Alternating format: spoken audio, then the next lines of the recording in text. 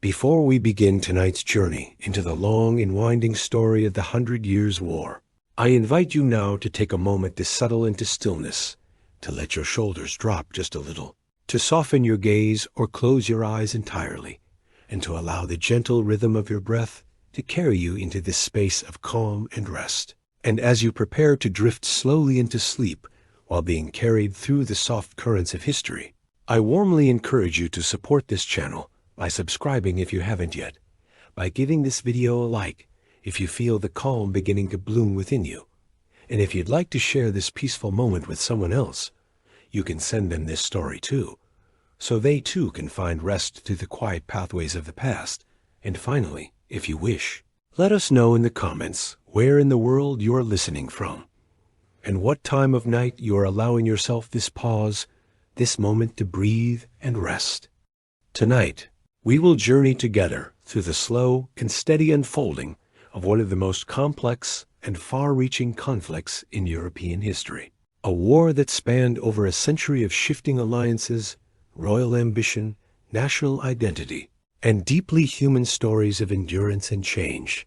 And as we drift together through this tale, we won't rush toward the battles or the politics, but rather will float gently across the soft layers of time, observing not only what happened, but how it may have felt to live within those years of unrest and transformation, to be part of a world where borders and loyalties were fluid, and where entire generations knew no time untouched by war. The 100 Years' War was not one single war, but rather a long sequence of campaigns, truces, dynastic claims, and intermittent peace, unfolding between 1337 and 1453. Between the royal houses of England and France, and in its length, it witnessed the birth of new monarchs, the fall of cities, the rise of legends, and the quiet resilience of common people who tended fields, raised children, prayed for peace, and adapted to the long rhythm of instability. And tonight, we will trace the threads of this great tapestry, not hurriedly, but the patience of a candle's flame flickering gently in the dark. As you continue to breathe deeply, allow your mind to settle into the landscapes of medieval Europe, to the cobbled streets of small towns and the echoing halls of royal courts, to the creak of wooden carts and the distant hum of lutes in candlelit taverns, and to the low murmur of prayers whispered in stone chapels during uncertain nights. And as we move through the chapters of this tale, we will pause often, not only to observe what took place, but to gently reflect, to notice the subtleties of place and time, and to let the small details bloom softly within us, like quiet memories returning from long ago. This journey is not about memorizing names or dates or treaties, but about resting in the flow of history told with softness, letting the story of humanity in all its complexity, courage, contradiction, and change unfold before you like the turning pages of an old manuscript, carefully opened, one by one, each with its own quiet rhythm and lesson. And if at any moment your mind begins to drift, know that this is perfectly welcome, for this space is made for rest, for unwinding gently, and for letting go of the day's tight edges as you slip slowly into a deeper state of calm. The 100 Years' War is a story of kings and peasants, of archers and queens, of siege towers and sacred visions, of chivalry fading and new nations forming. But above all, it is a human story, and tonight we will let it unfold slowly, gently, one breath at a time, allowing it to rock us like waves on a quiet sea, carrying us into sleep, into dreams, and into the quiet knowing that we are part of a long and ever-changing story whispered softly beneath the stars. So now, take one more breath in and one more breath out, and let us begin.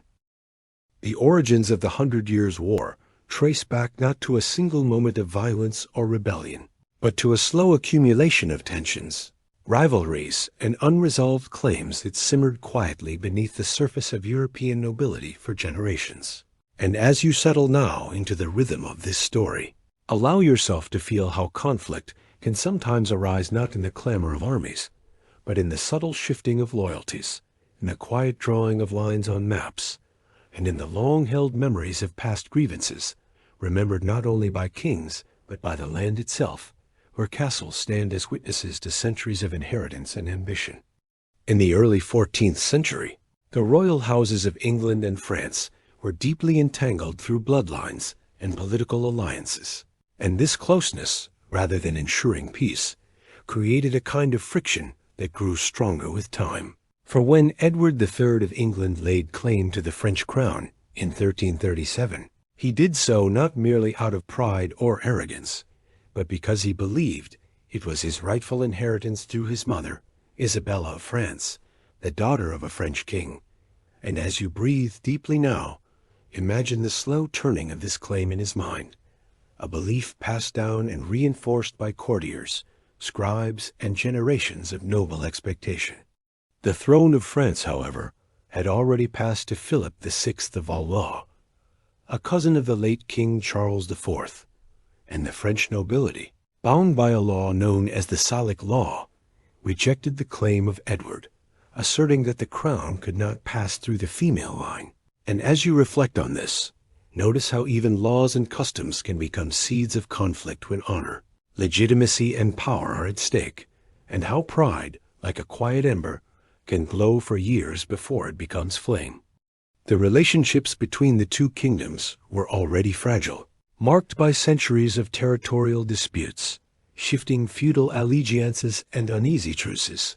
And among the most contentious of these issues was the Duchy of Aquitaine, a large and wealthy territory in southwestern France that was held by the English crown but owed feudal loyalty to the French king, creating a tangle of legal and military tension that flickered constantly at the edges of diplomacy. And as your breath slows, imagine the scribes poring over scrolls, the envoys riding between courts, and the uneasy glances exchanged across long wooden tables in dimly lit halls. England and France, though neighbors across the narrow channel, were worlds apart in their internal structures and ambitions. And while France struggled to maintain a fragile unity among powerful regional lords, England, under Edward III, had begun to develop a more centralized monarchy supported by Parliament and a growing sense of national identity. And this divergence only deepened the rift, for both kings sought control not only over territory, but over the very idea of sovereignty itself. And as you listen now, feel how the idea of a nation still young and unformed began to take shape under the pressures of conflict. In addition to dynastic claims and feudal disputes, economic interests added another layer of tension. For the flourishing wool trade between England and Flanders was threatened by French interference, and the merchants of both nations found themselves drawn into the political currents of royal rivalry, their livelihoods tied to treaties and taxes, to tariffs and ports. And as you breathe gently, imagine the long caravans of wagons creaking down muddy roads, the ships swaying in harbor winds, and the quiet anxieties of those who simply wish to work and trade in peace, caught in the storm of kings. The papacy, too, played its part in the rising tension, for during this period the Pope resided in Avignon, a city in southern France. And though spiritual authority was meant to rise above earthly politics, it too was often pulled into the disputes of monarchs, its influence bending subtly toward one crown or the other. And as you rest in this moment, feel how even religion, meant to soothe and unify, can be drawn into the tide of war, its quiet prayers echoing in the same chapels where soldiers knelt before battle. The idea of chivalry, so often romanticized in tales of knights in honor, also shaped the mood of the era, for kings and nobles saw in war a path to glory, to legacy, to eternal remembrance through valor and conquest. And though the songs sung by minstrels painted war in noble colors, the reality was often far more shadowed, filled with uncertainty, loss, and the slow unraveling of human lives. And as you listen now, let the distant sound of a lute soften your thoughts, inviting you to see beyond the sword and into the soul of a world poised on the edge of long conflict. Even as these tensions grew, there were those who worked tirelessly to avoid war diplomats, clerics, even members of royal households, who whispered caution into the ears of kings, who rode across countries in search of compromise, who drafted endless proposals to avert the coming storm. But the pull of honor, the lure of land, and the weight of inheritance proved too great, and slowly, quietly, the pieces began to move into place, not with a shout, but a sigh, as if history itself had resigned to what was to come. And now, as your body softens and your breath deepens further, feel the story resting gently around you like a cloak woven from centuries of hopes, fears, promises, and betrayals.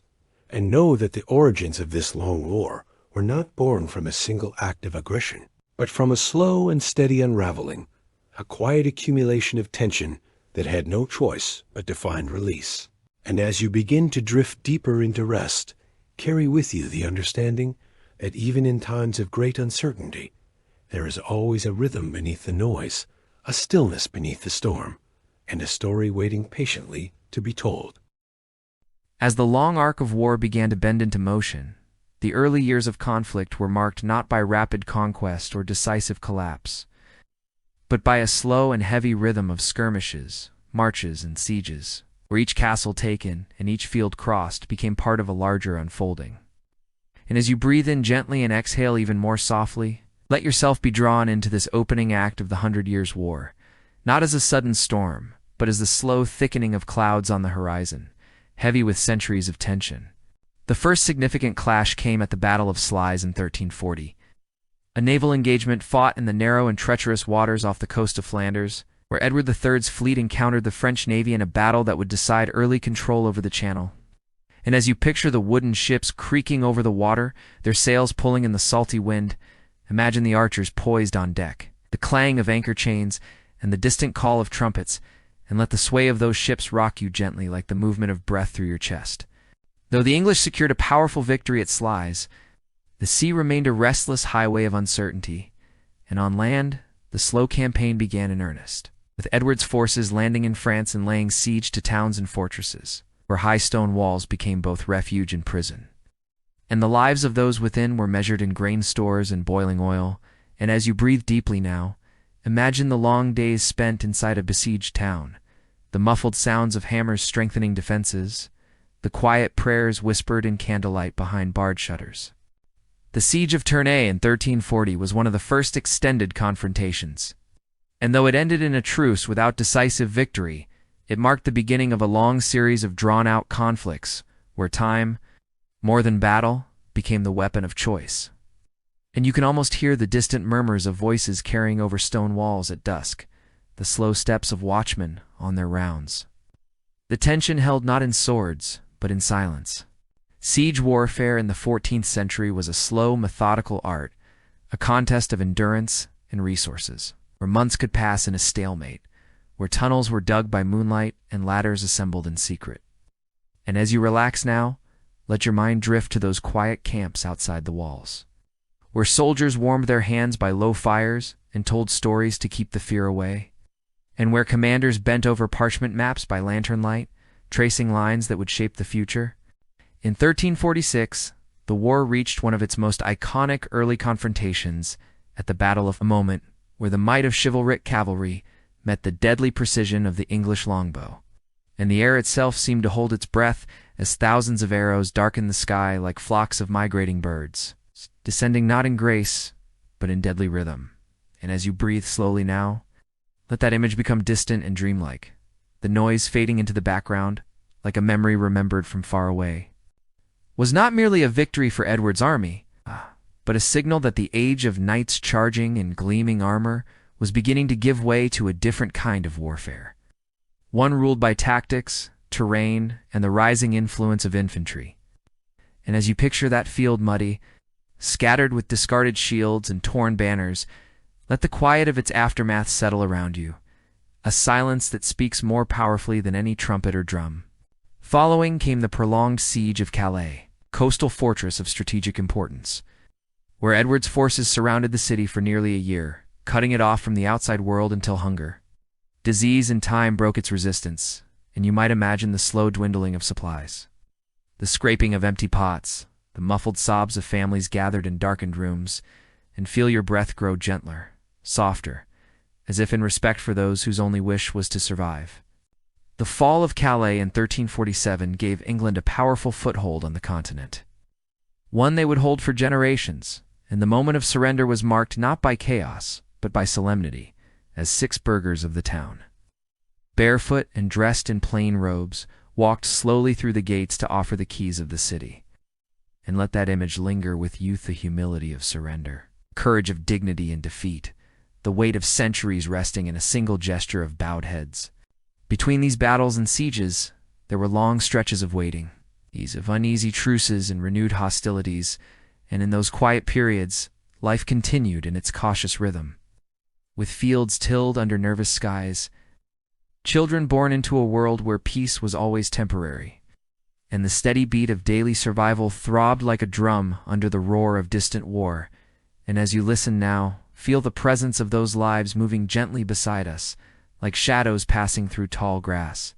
The war's early years were shaped not only by military actions, but by the slow weaving of reputation, the crafting of legend.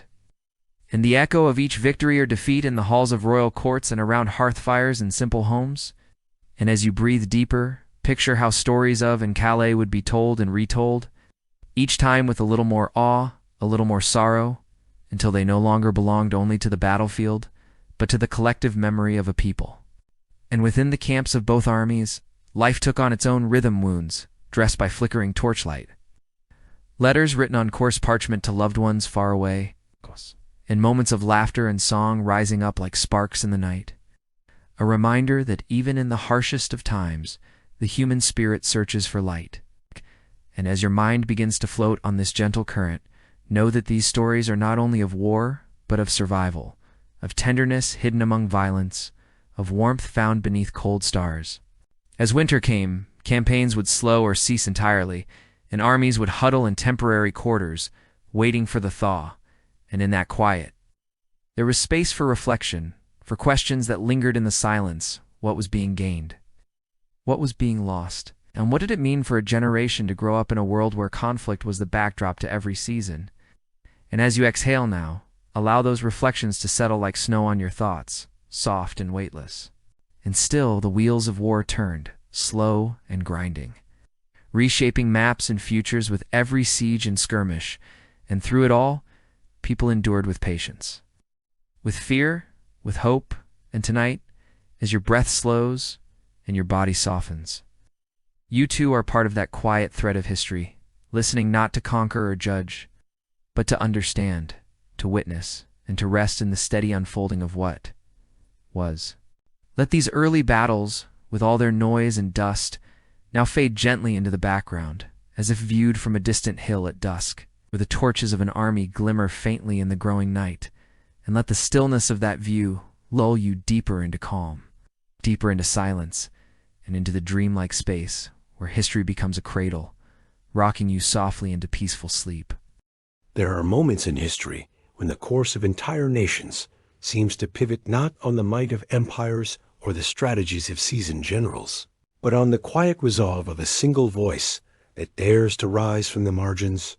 And tonight, as you settle deeper into stillness and allow the softness of this moment to envelope you gently, we begin to trace the story of such a voice, the voice of Joan of Arc, a young girl from the French countryside who, with nothing but conviction and a calling she believed came from heaven itself, would step into the long shadow of war and illuminate a path where many had only seen darkness. And as you breathe slowly and steadily, picture the vast and weary landscape of 15th century France, scarred by decades of conflict, its people tired, its cities broken, and its crown uncertain, waiting, perhaps unknowingly, for a light to appear not from the throne, but from the fields. Joan was born in the quiet village of Domremy, nestled in the valley of the Meuse River, surrounded by meadows, woodlands, and the gentle rhythm of rural life. And in that humble place, where cattle grazed in early morning mist, and the sound of church bells marked the hours with slow and patient grace, a child listened, not to the clamor of kings or the cries of battle, but to something far more intimate and mysterious. Voices, she said, were divine, speaking from the silence with messages of purpose and destiny. And as your mind drifts softly now, Imagine the stillness of that village in winter, smoke curling from stone chimneys, footsteps pressing lightly into fresh snow, and a girl, no more than 12 or 13, sitting alone beside a flickering fire, gazing quietly into the flames, her heart filled with a knowing no one else could hear. These voices, which Joan identified as those of Saints Michael, Catherine, and Margaret, began to visit her with growing urgency, telling her that she was chosen not for greatness in the worldly sense, but for service, for sacrifice, and for the salvation of her people. And though she was barely a teenager, and had never ridden a horse nor lifted a weapon, she believed with the full weight of her being that her mission was to bring Charles, the rightful heir to the French throne, to his coronation in Reims, and to drive the English from French soil. And as you breathe in now, let the enormity of that belief rest in your chest, and feel how faith, true, unyielding faith, can sometimes rise not from certainty, but from surrender to something far greater than the self. At that time, France was fractured, both politically and spiritually. With many regions under English control, the crown contested, and the people caught in a seemingly endless tide of war, poverty, and despair. And in the midst of this, Joan set out from her village, dressed in simple garments, determined to present herself before the Dauphin, Charles VII, whom she had never met, and whose court was filled with skeptics and seasoned men who had long since dismissed miracles and divine guidance. But somehow, with the quiet force of her sincerity and the strange clarity in her eyes, she gained access, and upon meeting Charles, convinced him not only of her truthfulness but of her divine purpose. And as your breath softens now, reflect on how sometimes what moves people most deeply is not power or persuasion, but presence, the unmistakable feeling that one stands in the company of someone who truly believes what they say, without arrogance or fear. Joan was eventually granted armor, a standard, and a small command, and though she had never led troops before, she entered the military sphere with a grace and conviction that stirred even the most hardened of soldiers. For while others spoke of strategies and supply lines, she spoke of God, of France, of duty, and of hope. And soon the men around her, many of whom had long given up on victory, found themselves inspired by something they could not name. And perhaps it wasn't strategy at all that turned the tides at Orleans, but the reawakening of belief itself, a reminder that the soul of a nation is not found in fortresses or crowns, but in the hearts of those who refuse to give up even when the odds seem insurmountable. At Orleans in 1429, Joan's presence ignited a fire that no sword could spark. And though arrows flew and walls shook under cannon fire, it was her voice that lifted the morale of soldiers, her courage that turned hesitation into action, and her unwavering gaze that held the line when others might have broken. And as you lie back now, let yourself imagine that scene, not the noise of battle, but the hush before dawn, the sound of armor being fastened, of quiet prayers whispered into the cool morning air, and in the center of it all, a 19-year-old girl holding her banner high, not to command, but to remind, to offer a vision of victory shaped not by destruction, but by destiny. Her success at Orleans led to a string of victories that opened the way to Reims. And there, as the bells rang and the people wept with joy, Charles was crowned King of France, with Joan standing by his side, her face marked not by pride, but by reverence. For she had done what she said she would do, and in that moment she became not merely a military figure or a religious one, but something in between, an embodiment of what it means to believe in the impossible and to act with complete devotion to that belief. And as your breath deepens, you might feel within yourself a soft echo of that faith, that quiet inner strength that reminds us that purpose, even when doubted by all, can guide us to places we never imagined we could reach. But history is often reluctant to embrace those who do not fit its preferred narratives. And Joan, with her armor and her visions, her defiance of gender roles, her refusal to bow to the expectations of nobles and priests, became not just an inspiration, but a threat. And soon the winds turned against her, and she was captured by the Burgundians, sold to the English, and put on trial for heresy, not because she had failed in her mission, but because she had succeeded too greatly, too visibly, and without permission from the powers that sought to shape the world according to their own image. Her trial in Rouen was long, cruel, and filled with manipulation, where questions were twisted and her words used against her, yet throughout she remained calm, centered, unshaken in her belief, and though fear must have stirred in her young heart, she spoke with the same clarity she had always shown. And as you exhale now, let yourself imagine her seated alone in that cold stone chamber, surrounded by men who did not understand her, who would not believe her, and yet who could not break the light that burned quietly within her eyes. In May of 1431, at the age of 19, Joan was burned at the stake, and as the flames rose around her, witnesses said she never screamed, never begged, but looked toward the heavens, as if her soul had already left her body, carried upward on the wings of the faith that had guided her since childhood. And though they tried to erase her, to silence her story, they only strengthened it, for the image of a young girl consumed by fire, yet unbroken in spirit, would echo through centuries. And tonight, as you drift deeper into rest, let that image soften and shimmer like a distant candle in the night, flickering not in pain, but in peace. And so, Joan of Arc remains not only a symbol of France, but a symbol of the human spirit, of what it means to listen deeply to an inner calling, to act not out of ambition, but out of love and duty, and to hold to truth even when the world turns against you. And as your breath flows gently now, know that in her story there is not only history, but medicine for the soul, a soft reminder that even in the darkest of times, light may rise from the most unexpected of places, and that sometimes one voice calm, unwavering and true, is enough to change the course of the world. There are moments in the life of a nation that carry with them a kind of sacred stillness, as if history itself pauses to breathe, to observe, to witness something rare and deeply transformative. And as you begin to settle more comfortably now, breathing slowly, allowing each word to guide you deeper into quiet, we arrive at one of those moments, not just in the life of France, but in the long, unfolding tapestry of human courage and destiny, the coronation of Charles VII in the Cathedral of Reims, brought forth not by the will of powerful nobles or strategic conquest, but by the faith, determination, and divine conviction of a young woman who, against all reason, had led a fractured nation toward a moment of unity.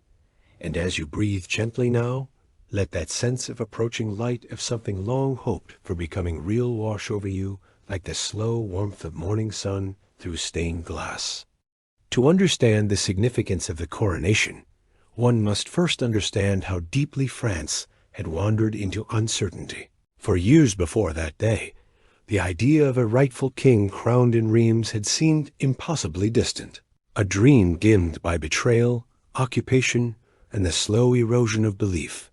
And the journey to that cathedral, winding through contested lands and hearts clouded by doubt, was made not just of maps and battle plans, but of vision, of belief renewed in the hearts of soldiers and peasants alike, stirred not by gold or decree, but by the presence of Joan, whose unwavering sense of divine mission gave form to what had once been formless. And as you lie back now, feel the quiet echo of those footsteps crossing the countryside, each step a gentle defiance of despair, each breath a quiet prayer. The procession toward Reims was not simply a military advance, it was a pilgrimage, an act of sacred resolve, and with every town they passed, the tide of hope grew stronger, swelling not with the roar of victory, but with the soft murmur of belief returning to a weary land. And as the people watched Joan ride past, her banner raised not in triumph, but in devotion, they did not see a warrior or a saint. They saw a mirror of their own longing, their own lost dreams carried forward with quiet grace. And in that reflection, they found strength. And in that gentle strength, something began to shift within the soul of France itself, like the first ripple on a still pond before the water begins to move again. When at last they arrived in Reims, the city did not resist. It opened its gates, not out of fear, but out of reverence, as if it too had waited for this moment to come. And inside the cathedral, where kings had been crowned for centuries, Charles was anointed and declared king, not just by ceremony, but by the collective will of a people who had walked with him through shadow into light. And there, in the heart of that sacred space, surrounded by stone and silence, by flickering candles and ancient echoes, Joan stood, still in armor, her face calm, her eyes lifted, not toward the king she had helped to crown, but toward the heavens she believed had sent her. In that moment, the war did not end, the struggle was far from over, but something had changed, something vital and irretrievable, for the French people now had more than a king, they had a story, a living symbol that the impossible could be made possible, that faith could move armies, and that one voice, grounded in truth and love for one's country, could awaken the sleeping heart of a fractured land. And as your breath grows slower now, let that truth settle over you like a soft blanket, comforting, quiet, and full of quiet power. For Joan, the coronation was both a culmination and a crossroads, for she had fulfilled what she believed was her sacred duty to see Charles crowned, and from that point forward, her role began to shift, not because she had failed, but because the structures of power, once rescued, began to return to their old ways, and those who had once needed her vision now began to feel threatened by her independence, her clarity, her refusal to be used as a mere symbol without voice. And in this subtle turning of the tide, we see not betrayal, but the gentle and sorrowful unraveling of something pure. As history reasserts itself, and myth begins to be measured by politics and doubt. After the coronation, Joan sought to continue her mission. She urged the king to press forward, to reclaim more territory, to keep moving while the people still believed, but Charles hesitated, slowed by court advisers, by diplomacy, by fear, and so the momentum she had carried, like a flame, began to flicker, not extinguished, but drawn inward. And as you breathe in now, reflect on how often in our own lives we feel this shift, when clarity gives way to confusion, when progress slows not from lack of will, but from forces we cannot name, and yet through it all, the heart keeps burning, quietly, like an ember under soft ash. Joan continued to lead, to fight, to speak, even as her influence waned, and the tides of power turned their gaze elsewhere. And it is here, perhaps, that her courage shines brightest, not in the triumphant coronation, but in what followed, when she stood firm, even as her support faded, when she remained loyal not to title or crown, but to her calling. And this, too, is part of her legacy, not just the victories, but the quiet strength to continue even when left alone. And as you lie still now, feel that strength within you, not loud or dramatic, but steady, unshaken, like the soft beat of a drum beneath the soil. The coronation was a turning point, not only in the war, but in the hearts of a people who had, for too long, been ruled by fear and loss. And even as the conflict continued for decades more, this moment became a beacon, a point to look back on, a reminder that unity was possible, that faith could rebuild what armies had destroyed, and that hope, once awakened, does not sleep easily again. And tonight, as you sink further into rest, let that beacon shine gently in your imagination, lighting a path not toward action, but toward peace. And so, the crowning of Charles at Reims stands not just as a political event, but as a symbol of what is possible when courage and clarity meet. And though Joan's role would soon face its greatest trials, this chapter remains one of quiet triumph, of sacred fulfillment, and of the deep truth that sometimes history moves not by might, but by the soft insistence of a single soul who refuses to doubt what she knows in her heart to be true. And with that thought, allow yourself to rest even more deeply now, held by the stillness of this story and by the soft certainty that light, once lit, can never truly be extinguished. History often reminds us that the brightest lights, those who shine from a place of truth and inner certainty, sometimes provoke the greatest fear in those who live by the rules of power and politics. And so it was with Joan, whose rise from the fields of Domremy to the Cathedral of Rheims had stirred not only hope in the hearts of the French, but unease among those who could not control her. For she had become a symbol not only of victory, but of divine inspiration beyond hierarchy, beyond protocol, beyond any structure of command. And as you breathe gently now, feel the quiet weight of that contradiction. How purity can be perceived as threat. How devotion can challenge those who rely on doubt to rule. After the coronation of Charles VII, Joan continued to press for military action, urging the king not to rest, not to allow momentum to be lost. For she sensed, with the same clarity that had guided her thus far, that hesitation would allow division and opposition to grow. And yet Charles, now secure in his title, began to listen more to his court than to the girl who had carried him to the throne. And so Joan found herself increasingly isolated, her counsel set aside, her presence no longer met with open doors, but with silences, delays, and carefully chosen words that left her with less and less ground to stand on. And as your body grows heavier, more relaxed now, consider how loneliness does not always come from absence, but from being surrounded by those who no longer truly hear you. In May of 1430, Joan traveled to defend the town of Compiègne, still fighting for the cause she believed in, even as the support around her thinned.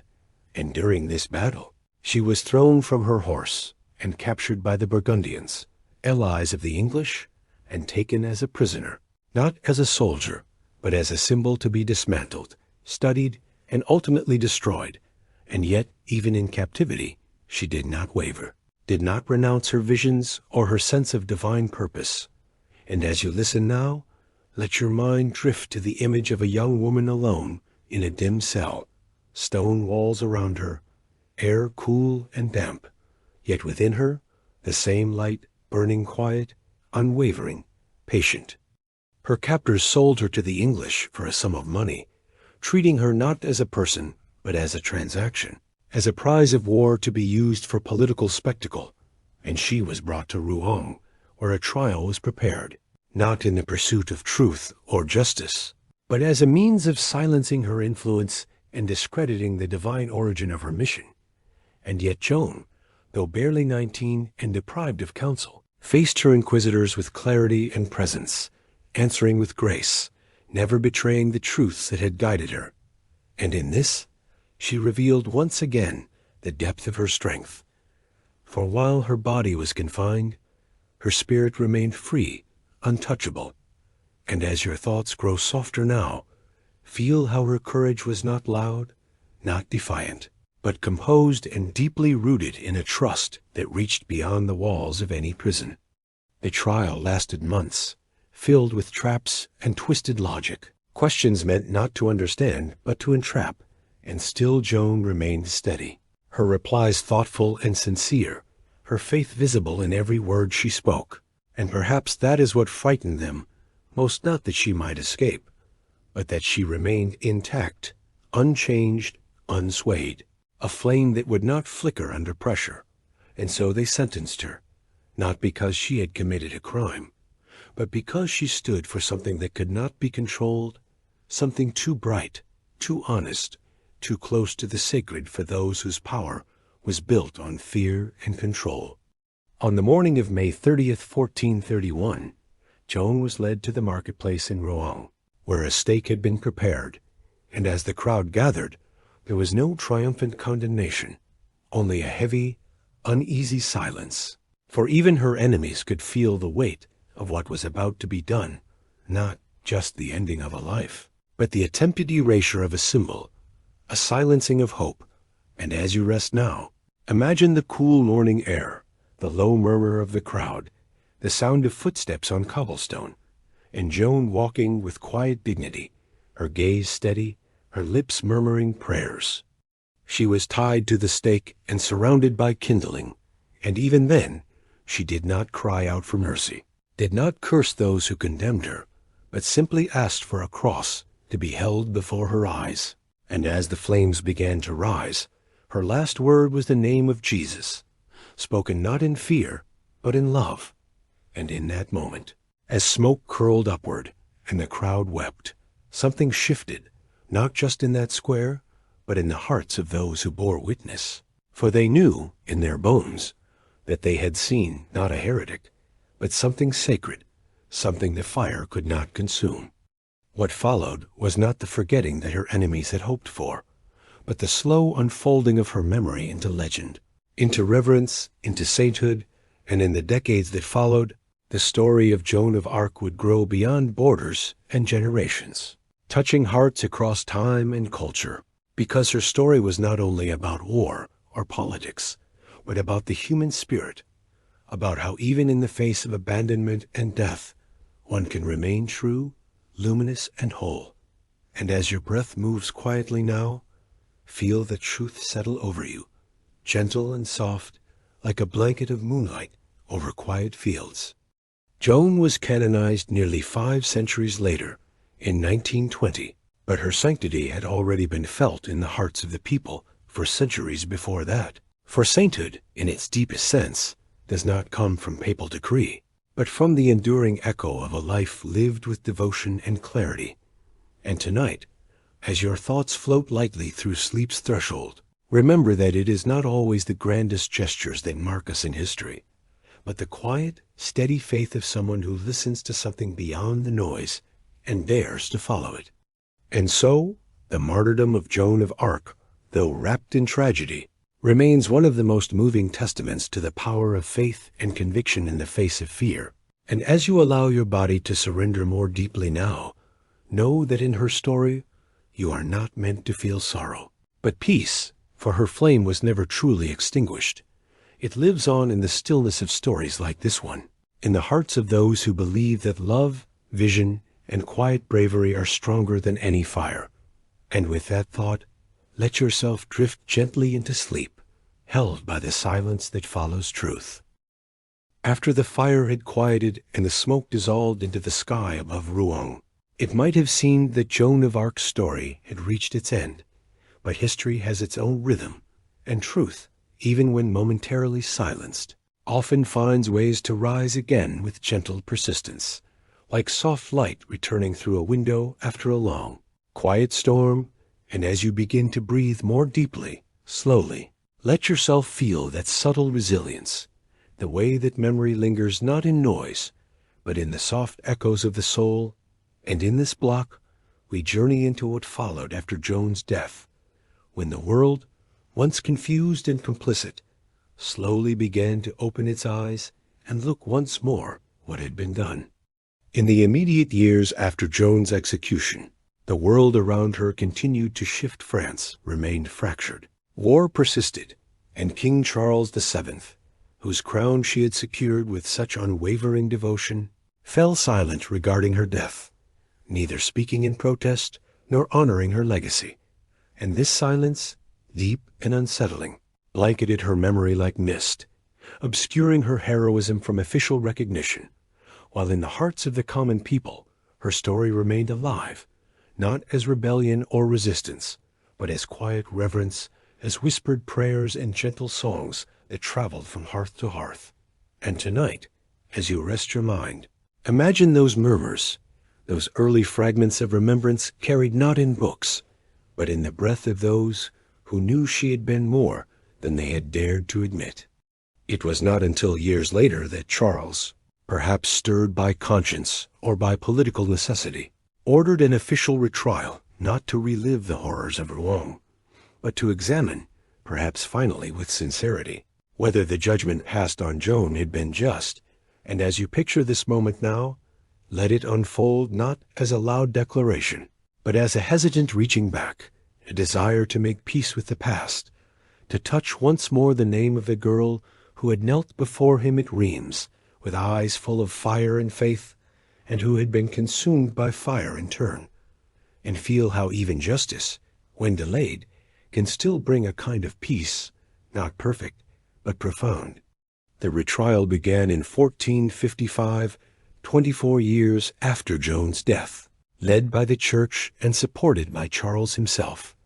And over the course of the next year, more than 100 witnesses came forward, soldiers, townspeople, priests, noblemen each, bringing with them their piece of the story, and together these voices formed a tapestry of remembrance, richly woven with detail and contradiction, with sorrow and clarity.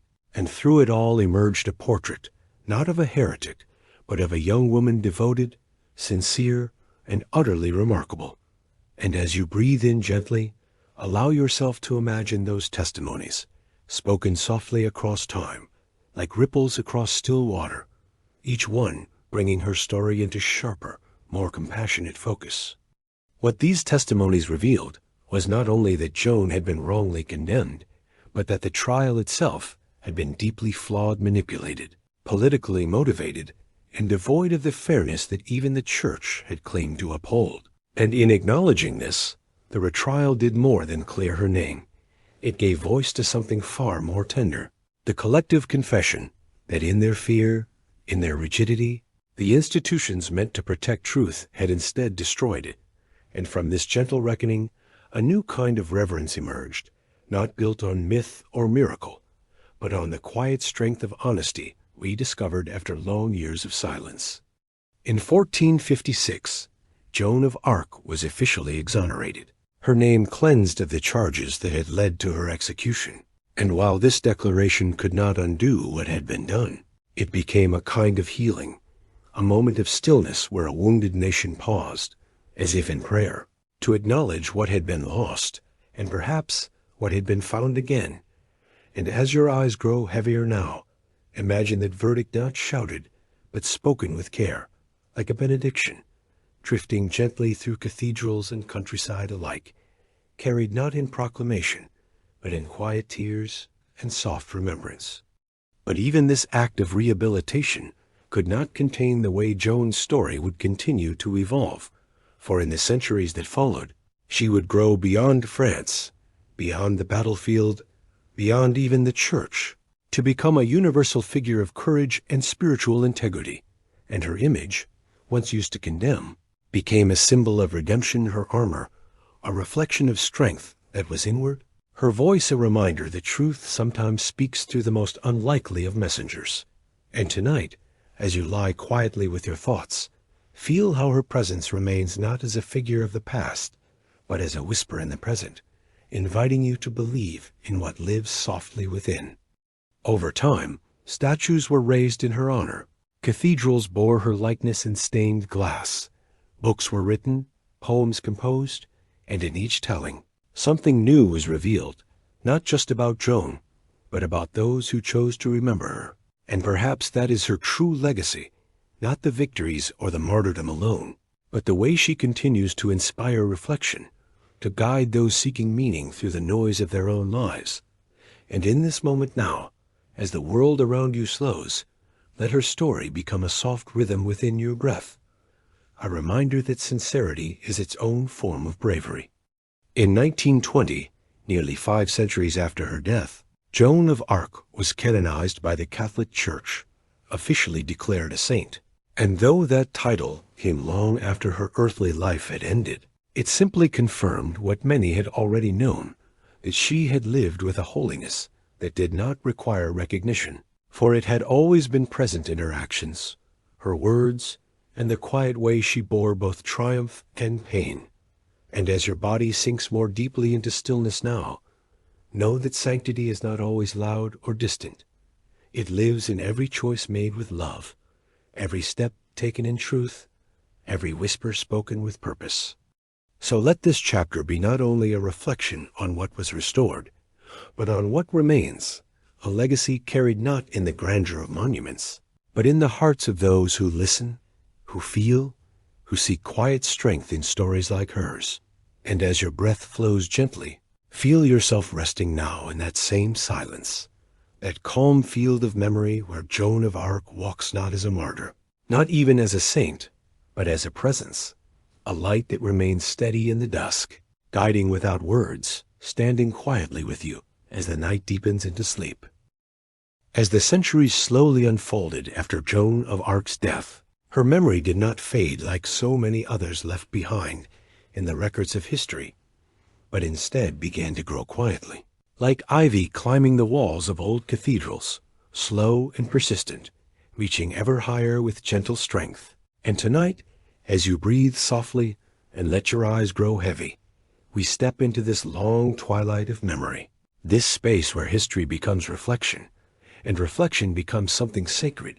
For Joan's story, though born in fire and conflict, would come to live not only in the pages of chronicles or the prayers of saints, but in the imaginations of writers, artists, composers, and dreamers who found in her a symbol too enduring to be confined by time.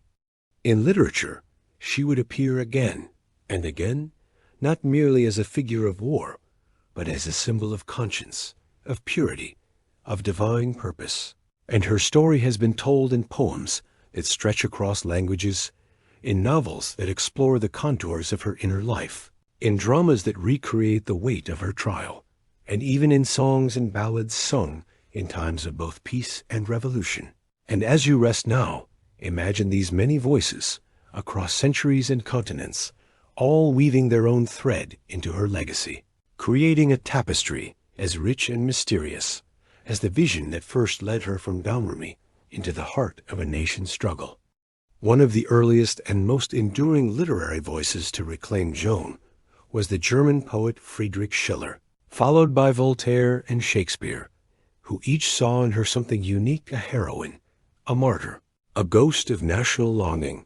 And in the 19th and 20th centuries, she was embraced anew by writers like Mark Twain, whose deep research led to a portrayal of Joan filled with tenderness and admiration, showing her not as a mythical figure, but as a real, complex, and deeply compassionate young woman. And as you listen, allow yourself to feel how memory is not fixed. It shifts and grows with each telling, like a candle passed from one hand to another, each flame warming in its own quiet way. Artists, too, found in Joan a muse of rare power, and from the Renaissance to the Romantic era and into the modern world, her image has appeared in paintings, engravings, and stained glass, always with subtle differences, sometimes armored, sometimes barefoot, sometimes serene, sometimes fierce, but always luminous, as though some inner light radiated from her even in the silence of canvas and stone.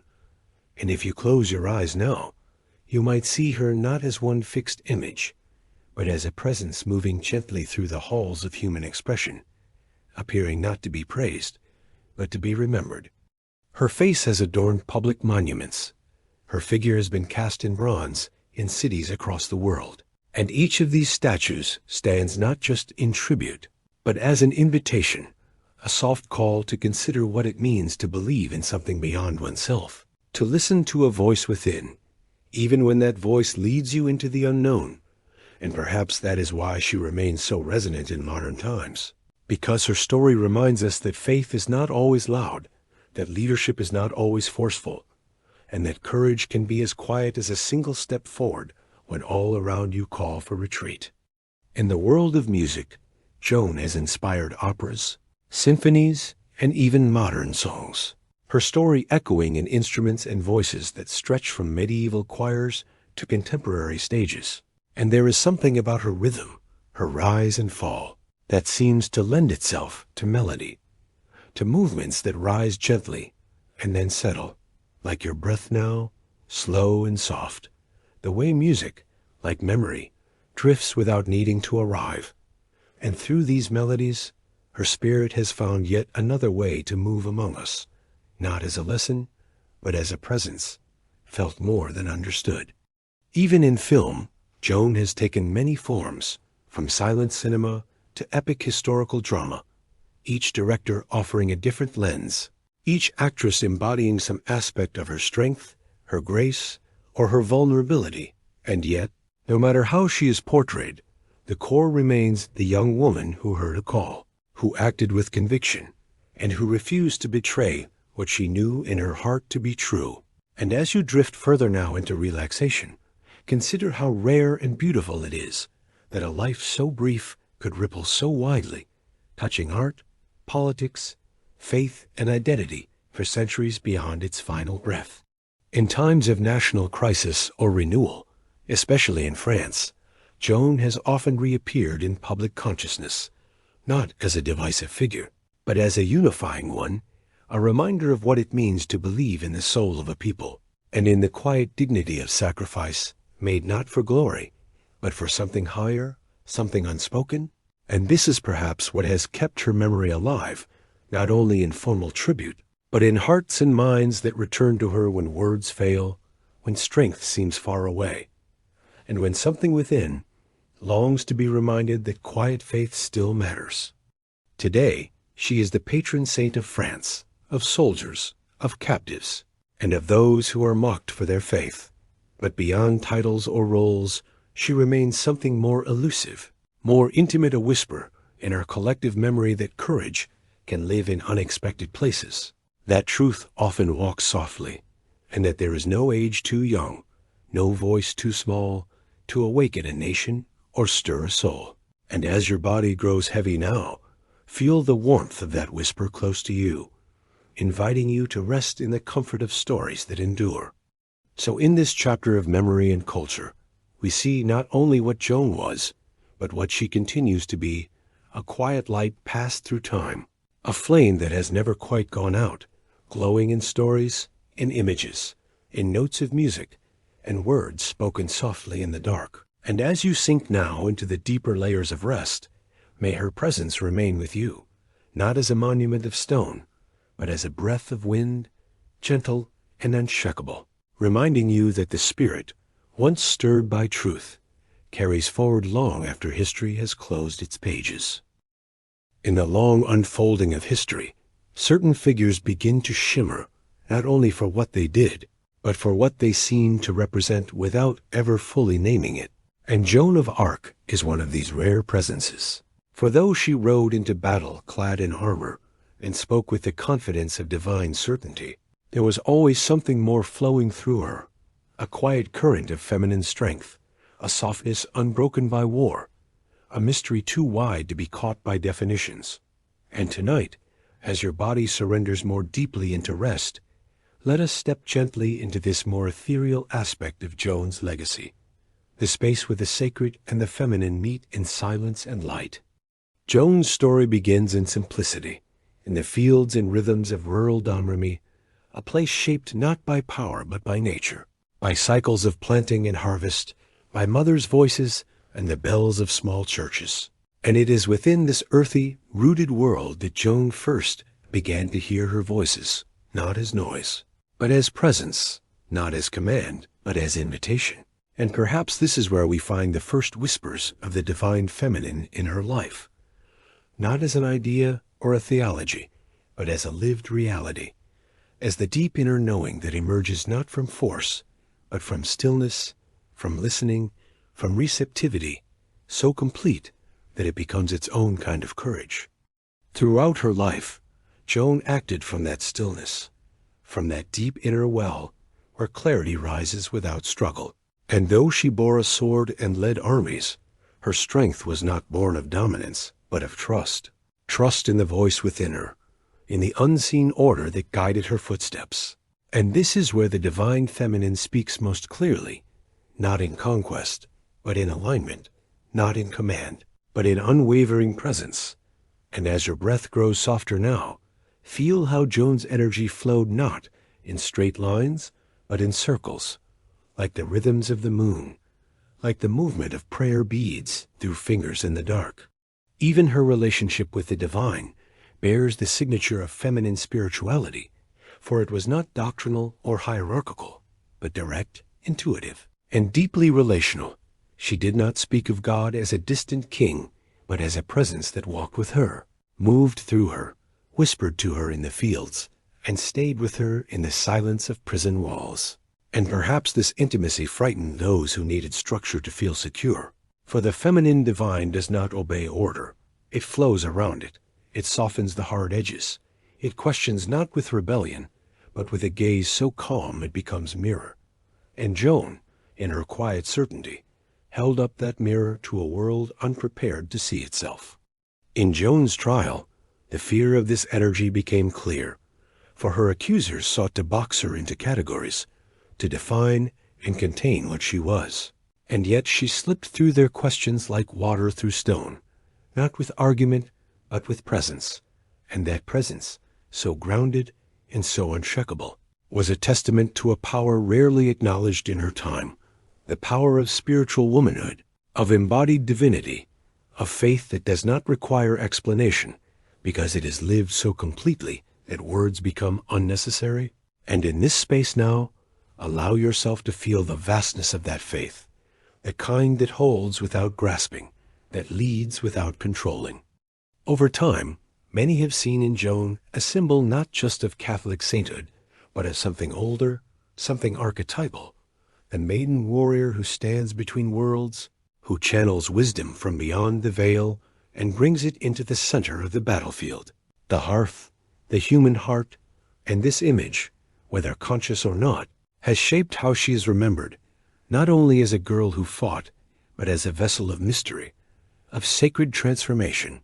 And as your body softens now, feel how this archetype still speaks to something deep within you, the part of you that listens beneath the surface, that feels truth before it is named. In many ways, Joan's story is not just historical, it is mythical, not in the sense of fabrication, but in the way it touches the timeless, the collective, the part of us that longs for wholeness, for union between strength and softness, between clarity and compassion. And she reminds us that the divine feminine is not weak, nor passive, but profoundly centered, willing to act without violence, willing to speak without needing to overpower. And that, perhaps, is why she still walks with us, because we are still learning how to live from that place, how to move with both fire and grace. Her life invites us to reconsider what leadership means, what courage means, what it means to be guided not by ego or ambition, but by quiet purpose. And though Joan lived in a world where women had little voice, she became the voice, not only for herself, but for something larger, something eternal. And that voice did not demand, it simply was. It rang clear, not because it shouted, but because it sang the truth of her own alignment. And tonight, as you listen in stillness, let that voice become a gentle thread in your own breath, steady and warm, connecting you to something soft and strong within. So as we reflect on Joan, not only as saint or soldier, but as a bearer of divine feminine essence, let her remind us that spiritual power is not always dramatic. It is often found in the quiet moments of saying yes to something deeper, of trusting what cannot be explained, of walking into fire not to be burned, but to remain faithful to the flame within. And as you rest now, feel that flame not as danger, but as presence, as guidance, as the light that continues to glow in stories, in silence, in the gentle rhythm of a heart aligned with truth. And thus, Joan of Arc lives on not only in statues and stories, but in the deep memory of what it means to be whole, to be guided, to be brave in the most unassuming way. And in this final breath before sleep, know that you are held in the same softness, the same sacred quiet, the same timeless current of the feminine divine, which moves not with noise, but with depth, not with pressure, but with love, and in that love you are safe to rest. In the vast tapestry of history, some figures refuse to be confined to their own era, and Joan of Arc is one such figure whose meaning has continued to evolve and unfold long after her earthly life ended. And as you breathe softly now, let your mind wander gently through the many ways she has been seen, reimagined, and embraced in the modern world, where the lines between history, myth, and personal meaning blend like soft watercolor strokes on a quiet canvas. Throughout the 19th and 20th centuries, Joan emerged as a powerful symbol for diverse movements and causes, embraced by those seeking strength and inspiration in times of upheaval. And her image has been adopted by feminists who see in her a precursor of women's empowerment, by nationalists who view her as the embodiment of patriotic devotion, and by spiritual seekers who resonate with her mystical experiences and unwavering faith. and this broad embrace shows how her story holds a universal quality, a kind of timeless light that continues to draw people across differences and divides. And as you relax into the rhythm of this narrative, imagine her figure rising and shifting, taking on new forms while remaining quietly herself. In literature and popular culture, Joan has been portrayed in countless ways, from the solemn saint to the fiery rebel, from the innocent girl to the complex political figure. And these portrayals often reflect more about the time and place in which they are created than about Joan herself, revealing as much about human hopes and fears as about historical facts. And in this fluidity lies her enduring fascination, for she is both a mirror and a mystery, inviting each generation to find something new in her story. Films have brought Joan to life in vivid colors and grand scenes, with actresses interpreting her courage, doubt, and conviction in ways that speak directly to contemporary audiences. And whether in silent black and white or sweeping epics, these cinematic retellings invite us to see Joan not just as a figure of the past, but as a presence who continues to speak across the ages, reminding us that courage is not only found on battlefields, but within the quiet choices of everyday life. And as you breathe slowly, let these images float gently in your mind, like soft waves on a calm sea.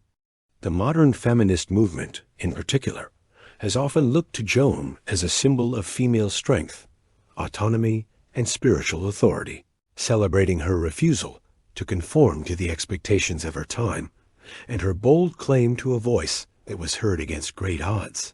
And while some interpretations may risk simplifying her story, the essence remains inspiring, a reminder that breaking through societal limits requires not only bravery, but also deep conviction. And as your body becomes heavier with relaxation, consider how this strength can live quietly within you too. Beyond politics and culture, Joan has been a source of spiritual reflection, her life inviting contemplation on the nature of divine calling, sacrifice, and personal truth. And many modern spiritualities embrace her as a guide to listening deeply to one's own inner voice, even when it seems to contradict external realities. And this spiritual resonance transcends dogma or doctrine, offering instead a path of authenticity and courage that moves gently but powerfully, much like the slow, steady breath you take now. In psychology and personal development, Joan's story has been used as an archetype: the maiden, the warrior, the martyr, each aspect representing challenges and strengths we all carry within. And this lens allows her story to become not only historical, but deeply personal, offering a framework for understanding our own journeys of transformation, doubt, and renewal. And as you listen to this, feel how archetypes move like rivers beneath the surface of consciousness, shaping the landscape of our inner worlds in ways both subtle and profound. Even today, Joan of Arc's legacy prompts questions about identity, power, faith, and justice, inviting us to reflect on what it means to stand for truth in times of complexity and uncertainty. And in this reflection, we find echoes of our own challenges, the moments when courage is needed, not in grand gestures, but in small acts of integrity and kindness. And as your mind drifts gently now, let these questions rest without pressure, as seeds planted softly in the fertile soil of your rest. Her image continues to inspire art, music, literature, and activism, reminding us that stories, like people, are living things. They grow, adapt, and speak in new ways across time and space. And this living legacy is a gift, a gentle invitation to hold history not as a distant record, but as a source of ongoing meaning and comfort. And as you prepare to drift into sleep, imagine yourself cradled in the warmth of this story, held safe by its enduring light. So as this chapter closes, let Joan of Arc's modern interpretations remind you that history is not only about what has been, but about what can be. The possibilities awakened when courage meets compassion, when faith meets inquiry, and when the past becomes a quiet guide for the present. And as your breath slows and deepens, let yourself rest in that gentle wisdom, carried softly on the wings of stories that live forever in the stillness between waking and sleep.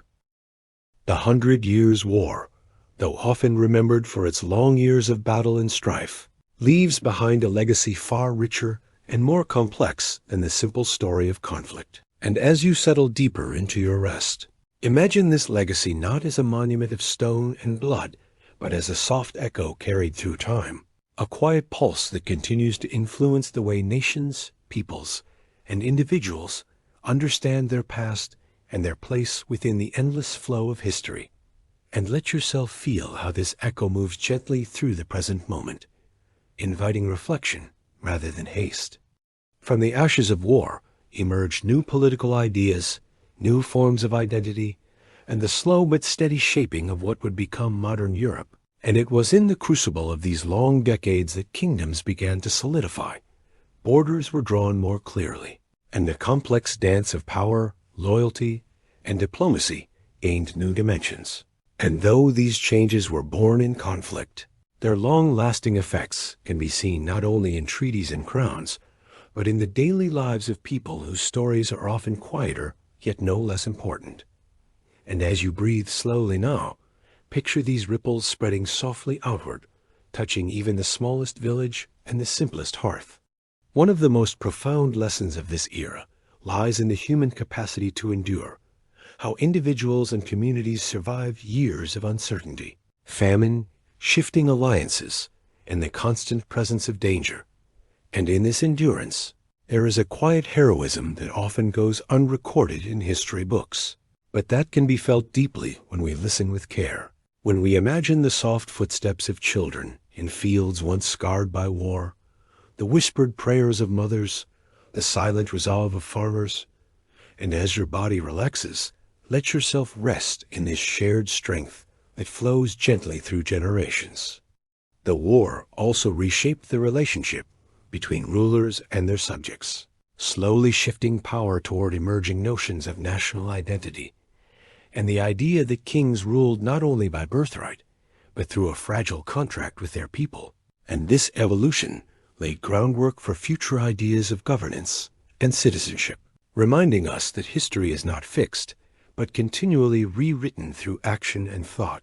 And as you feel the calm rhythm of your breath, reflect on how such shifts mirror the personal transformations we all undergo, subtle, gradual, yet deeply meaningful. Joan of Arc's appearance toward the end of this conflict embodies many of these lessons, her courage and faith offering a beacon in dark times. Her story a reminder of how individuals can influence the course of history through conviction and authenticity. And while the war itself was complex and often brutal, her legacy shines as a testament to the power of hope and determination even amidst chaos. And as you drift gently now, imagine her figure standing softly amid the fog of war, a light, steady, and warm in the night. Moreover, the war's long duration highlights the futility of prolonged conflict, how cycles of violence often lead to exhaustion and devastation rather than clear resolution. And this awareness encourages us to seek peace with patience, wisdom, and understanding, to value dialogue over division, and to remember that behind every battle are human lives yearning for safety and rest. And as your mind grows quiet, allow this thought to settle gently like falling leaves in a still forest. Culturally, the 100 Years' War inspired countless works of art, literature, and folklore, embedding itself deeply into the collective imagination of Europe and beyond. And this cultural memory not only preserves the past, but also offers a mirror for the present, reminding us of both the heights and depths of human nature, of the complexity of justice and injustice, and of the enduring quest for meaning in times of trial. And now, as your breath slows and deepens, picture these stories as soft lanterns glowing in the dark, guiding travelers through the night. The war also underscored the importance of resilience and adaptation, teaching lessons about strategy, diplomacy, and the delicate balance between war and peace.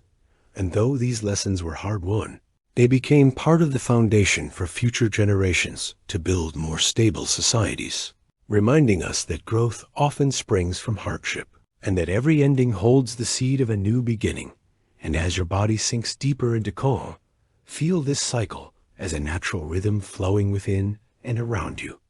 Finally, The 100 Years' War invites us to contemplate the nature of history itself, not as a fixed narrative, but as a living, breathing conversation between past and present, shaped by those who remember, who interpret, and who dream. And in this space of reflection, there is room for compassion, for forgiveness, and for hope. And as you prepare to surrender fully to sleep, rest in the knowledge that you are part of this unfolding story, connected by threads of time and shared humanity. So as this chapter comes to a close, let the legacy of the 100 Years' War wash over you like a gentle tide, bringing with it lessons of endurance, hope, and renewal. And may your sleep be deep and restorative, carried on the soft wings of history's quiet whispers, cradling you through the night and into the dawn of a new day. And now, as we come to the end of this long journey through the echoes of the 100 Years' War, let us pause together in the stillness of this moment, where silence carries as much meaning as words, and where the stories we've walked through no longer ask for understanding, but simply invite presence. And in this quiet space, as your eyes grow heavier and your breath flows deeper, may you feel a gentle warmth rising within, like the fading glow of a fire that has burned steady and slow through the long hours of night. You have traveled across a century of struggle and transformation, through rain-soaked battlefields and torch-lit courts, through whispered alliances and the aching loneliness of kings, through the voices of soldiers and farmers, queens and saints, and even in the chaos of conflict, we have found glimmers of peace and meaning, moments of softness hidden within the noise. And now, as those stories begin to settle like dust after a long march, allow your mind to rest in the knowledge that you have seen enough for now, that history does not rush, and neither must you. Let the memories of this story drift gently to the edges of your awareness, not to be forgotten, but to be placed quietly on a high shelf within you, where they may rest undisturbed, returning only when you are ready to feel them again. And in their place, invite in the soothing rhythm of your own breath, the gentle rise and fall that is always here, always waiting to cradle you, like waves meeting the shore in the soft hush of night. You are part of something vast and beautiful, a thread in the long tapestry of human experience. And just as the people of the past endured, dreamed, and hoped beneath the same stars, so do you now carry your own quiet legacy, one shaped not by wars or crowns, but by kindness, by listening, by simply being here, present, in this calm moment where nothing is asked of you, and everything is allowed to be exactly as it is. There is no need now to remember every detail, every name, every date, for the wisdom of this story is not held in facts alone, but in the feelings it stirred within you, the reflections it gently encouraged, the calm it helped you find. And even if you do not recall each chapter, you have lived them in your body, you have breathed them in slowly, and that is enough. So let go now of thought, let go of time, let go of the world beyond this room, and return fully to yourself, to this soft bed, to the shelter of night. And as you close your eyes, if they are not already closed, feel the deep quiet of rest rising to meet you, wrapping around you like a warm blanket woven from stories, patience, and peace. May your sleep be long and undisturbed. May your dreams be gentle and kind. May your heart feel light, and your breath be easy. And when you wake, may you carry with you a sense of calm that lingers, a sense of connection to those who came before you, and to all who, like you, walk slowly through this life, seeking meaning, seeking peace, seeking rest. Thank you for being here, for listening, for sharing this moment. And if this journey brought you comfort, I gently invite you to support this space by liking this video, by subscribing to the channel, and by leaving a soft note in the comments, telling me where in the world you listen from, and what time the night found you. For it is in these small offerings that we continue to build a community rooted in rest, reflection, and shared wonder. Until next time, may you walk gently, dream deeply, and know that you are held. Good night.